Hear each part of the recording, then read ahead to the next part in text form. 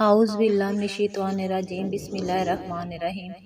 حضرت ابراہیم علیہ السلام بابل شہر میں پیدا ہوئے۔ اس وقت وہاں کے علاقوں کا بادشاہ نمرود بن کنعان تھا، جو بڑا سرکش، جابر اور متکبر بادشاہ تھا۔ حضرت ابراہیم علیہ السلام کی قوم کے لوگ سائنس اور صنعتوں میں بہت ماہر تھے۔ اللہ تعالیٰ کی عبادت چھوڑ کر ستاروں کی پوجا کرتے تھے۔ اللہ تعالیٰ کا ہر نبی فطری طور پر معصوم اور شرک سے پاک ہوتا ہے، اس لیے حضرت ابراہیم علیہ السلام بھی شرک سے پاک اور بیزار تھے۔ اللہ تعالیٰ نے ان پر یہ بات واضح کر دی تھی کہ اللہ کے سوا کوئی معبود نہیں، اسی لیے آپ نے بچپن میں ہی سے سورج، چاند اور ستاروں کا مشاہدہ کر کے اپنے حقیقی رب کو پہچان کر اس کی عبادت کرنے کا اعلان کیا۔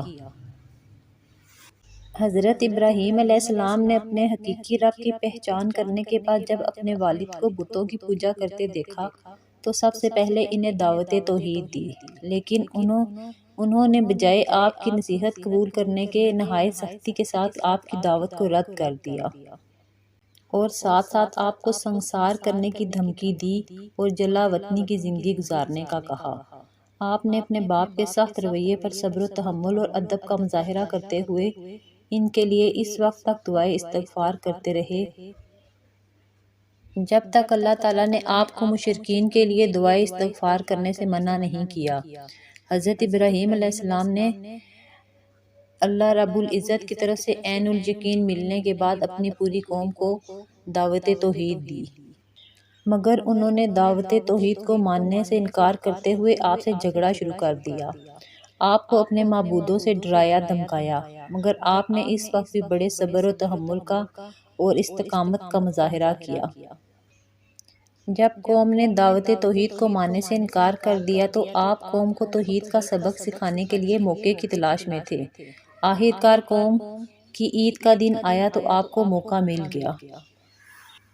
لہٰذا جب قوم معمول کے مطابق عید منانے شہر سے باہر جانے لگی تو انہوں نے حضرت ابراہیم علیہ السلام کو بھی ساتھ چلنے کی دعوت دی۔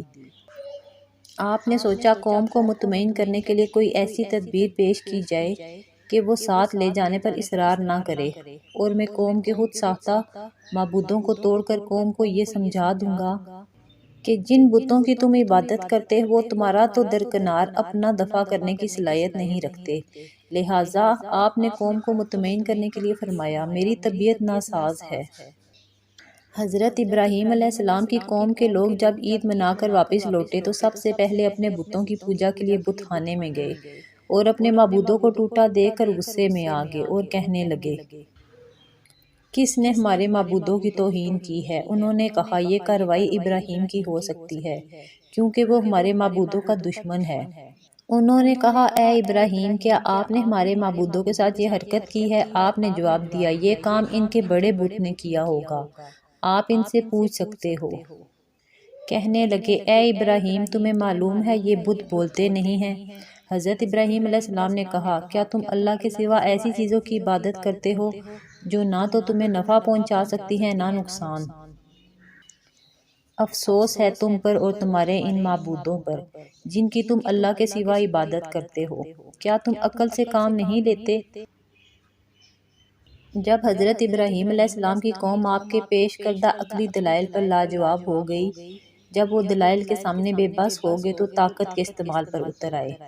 انہوں نے آپس میں طے کیا، اب ابراہیم کو خاموش کرانے کی ایک ہی صورت ہے، ہم انہیں بھڑکتی ہوئی آگ میں ڈال کر جلا دیں تاکہ ہر شخص کو معلوم ہو جائے کہ جو بھی ہمارے معبودوں کی توہین کرے گا ہم اسے اسی طرح دردناک سزا دیں گے۔ آخر کار قوم حضرت ابراہیم کو نظر آتش کرنے کے لیے ایک عرصے سے ایندھن جمع کرتی رہی۔ جب ایندھن جمع ہو گیا تو اسے آگ لگا دی۔ جب آگ سے بڑے بڑے شعلے بلند ہونے لگے تو حضرت ابراہیم علیہ السلام کو منجیق، جن سے بڑے بڑے پتھر پھینکے جاتے تھے، کے ذریعے دور سے آگ میں پھینک دیا گیا۔ آپ کو جیسے ہی آگ میں ڈالا گیا، اللہ سبحانہ تعالیٰ نے آگ کو فوراً حکم دیا کہ اے آگ، ابراہیم علیہ السلام کے لیے سکون اور سلامتی والی بن جا۔ آگ اللہ تعالیٰ کے حکم کی تعمیل کرتے ہوئے فوراً حضرت ابراہیم علیہ السلام کے لیے سکون اور سلامتی والی بن گئی۔ اس طرح اللہ تعالیٰ نے ابراہیم علیہ السلام کی حفاظت فرمائی اور آپ کے خلاف قوم کی تیار کردہ سازش کو ناکام بنا دیا۔ فرمان الہی ہے، آخر کار اللہ تعالیٰ نے انہیں ابراہیم علیہ السلام کو آگ سے بچا لیا۔ بے شک اس میں ایمان والوں کے لیے نشانیاں ہیں۔